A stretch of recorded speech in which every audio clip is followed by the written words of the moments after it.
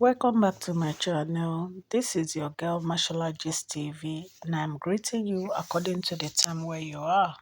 The gist for today: Kabiyesi ra ilẹ̀ tó wà ní ẹ̀gbẹ́ ṣọ́ọ̀ṣì Queen Naomi ní Akure, èyí tí wọ́n plan láti kọ́ ṣọ́ọ̀ṣì sí orí ilẹ̀ náà.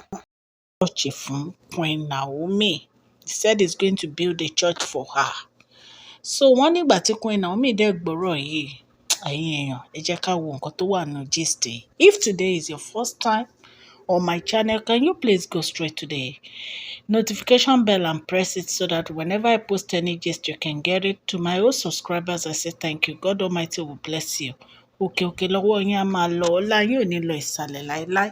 Ẹ ṣé mo dúpẹ́ o. Gist tèmi ni pé Kábíyèsí ra ilẹ̀ tó wà lẹ́gbẹ̀ẹ́ ṣọ́ọ̀ṣì Queen Naomi tó wà ní Àkúrẹ́. Wọ́n ní àtìgbà tí wọ́n ti ra àwọn ilẹ̀ tó wà lẹ́gbẹ̀ẹ́ ṣọ́ọ̀ṣì Queen Naomi tó wà lákùrẹ́, wọ́n ní wọ́n ṣe nǹkan kan sí i. Wọ́n ní Kábíyèsí decide láti kọ́ ṣọ́ọ̀ṣì yẹn sí orí ilẹ̀ yẹn. Wọ́n ní àbá Elizabeth náà ó wà nínú ẹ̀ pé wọ́n rò pé kí ni Queen Naomi tó máa rí lè ṣọ́ọ̀ṣì Queen Naomi táwọn bá ṣe ni wọ́n fi ní kí wọ́n ṣe ṣọ́ọ̀ṣì yìí. And right now wọ́n ní Kábíyèsí ti bẹ̀rẹ̀ sí pé àwọn builders o, wọ́n ti bẹ̀rẹ̀ sí pé àwọn builders. Wọ́n ní in fact gan wọ́n tún ṣe altar sí inú yèyé Olúwa chamber wọn, pé wọ́n bá wọn ṣe altar sí. So ẹ̀yin èèyàn lé, ẹ jẹ́ ká máa gbọ́ gist ní lọ.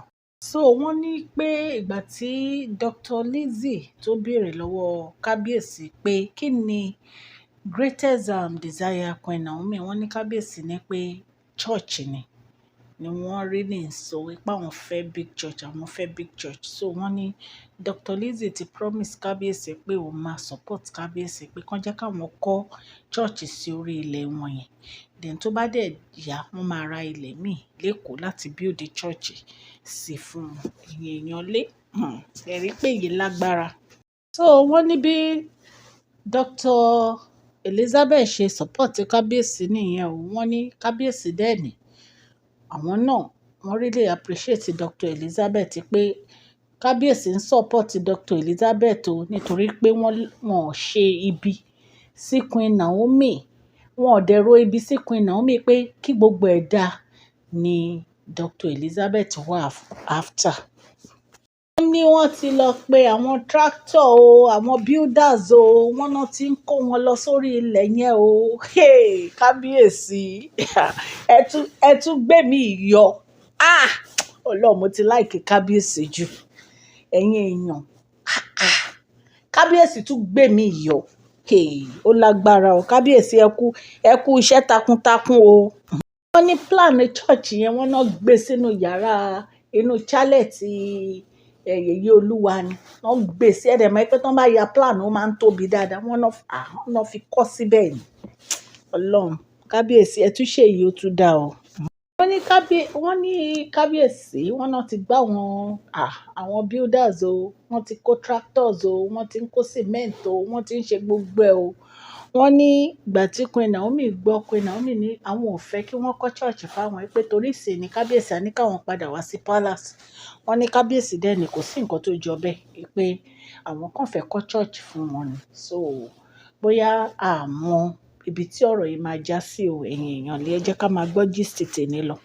Kábíyèsí wọ́n ní pé àwọn fẹ́ kọ́ church yẹn fún wọn nítorí pé Queen Naomi deserve church yìí láti kọ́.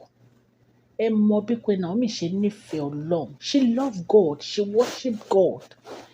Ṣé rí tí Ọlọ́run bá máa ṣe nǹkan, èèyàn kan ló máa gbé dìde láti ṣe. Ẹ dẹ̀ wo gbogbo tí Queen Naomi ṣe crusade kiri, Kábíyèsí máa ń tẹ̀lé wọn kiri, wọ́n jọ máa ń hallelujah ni. So mo kan sára fún Kábíyèsí fún iṣẹ́ èyí tí wọ́n fẹ́ ṣe fún Ọlọ́run yìí. Ẹ dẹ̀ mọ̀ pé ẹni tó bá kọ́ ilé fún Olúwa, ìtẹ́ ló ń kọ́, nǹkan rere ló ń gbé ṣe. Kábíyèsí bẹ́ẹ̀ ṣe wá gbé ìgbésẹ̀ láti kọ́ ilé fún Queen Naomi ilé Olúwa yìí. Ọlọ́run á wà pẹ̀lú ẹ̀yin náà. gbogbo nǹkan tí ẹ rò ni Ọlọ́run máa ṣe nínú ayé yín kábíyèsí. Inú mi dùn gan, inú mi dùn gan láti gbọ́ ìròyìn. I am very, very happy. And Elizabeth, Dr. Elizabeth, for supporting the king, God will give you the fruit of the womb. Wàá finú ṣoyún, wàá fẹ̀yìn gbọ́mọkùn ní àṣẹ Ọlọ́run. Nítorí wípé inú ẹ̀ dá sí Queen Naomi.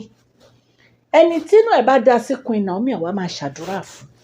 Ṣùgbọ́n ẹni tó bá ń robi sí Queen Naomi, ìlàkejì náà bó ṣe máa rí fún nìyẹn. Ṣùgbọ́n nítorí pé òun wá dáadáa fún Queen Naomi, Ọlọ́run á gbàdúrà ẹ o. Wàá lóyún, wàá bímọ lágbára Ọlọ́run. Ẹ̀yin èèyàn lé gist ní tá a gbọ́ ní o, ta ni ká wá sọ fún yín. Kábíyèsí ti ṣe bẹbẹ o. Wọ́n ti kó àwọn builders lọ sórí ilẹ̀, wọ́n ti bẹ̀rẹ̀ sí kọ́ church, wọ́n ti ṣe gbé. Ọlọ́run á dẹ̀ bá yín parí ẹ̀ kábíyèsí. Queen Naomi, ẹ kú oríire o, congratulations. Ẹ̀yin èèyàn lé, èmi ọmọ yín ni o, Mashola Gist TV, etí tẹ́ fi ń gbọ́ mi ò ní dí o. Ọwọ́ tẹ́ fi ń ṣe subscribe, like, ọwọ́ yín ò ní kọ̀sàlẹ̀ àpò. Òkè òkè lọ́lá yín á máa lọ ní orúkọ Olúwa. Ẹ ṣé o. Please share this video, like and subscribe. God bless you all. Thank you so much.